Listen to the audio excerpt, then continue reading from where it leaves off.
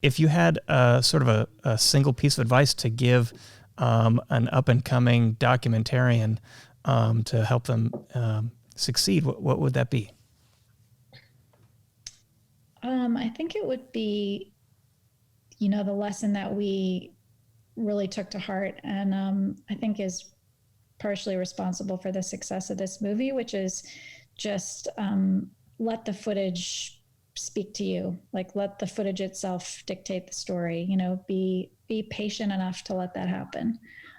Don't come in and stomp all over the story or try to fit the footage into some preordained idea that you have.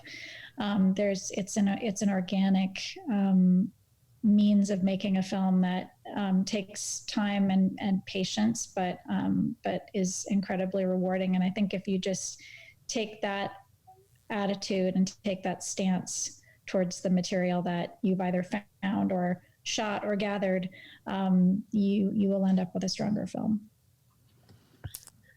All right, Jim, how about you? That's really good. Top that. Yeah, exactly. Well, I think there's 2 points I think that's important to make.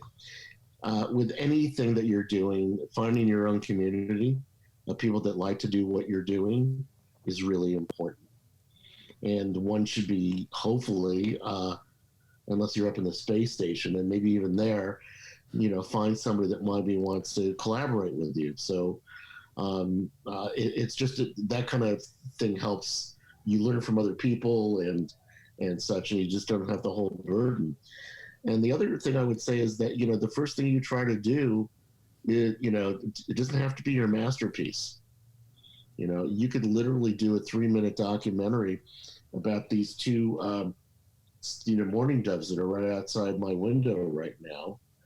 And just by practicing that and working with the tools, you'll get easier and easier with it. I think the most frustrating thing, like for me as a sound person, is when I first got my first digital sampler, and there were all these menus and all these different things, and it was frustrating. I knew what I wanted to do, but I couldn't remember all the menus, and I had to look at the manual.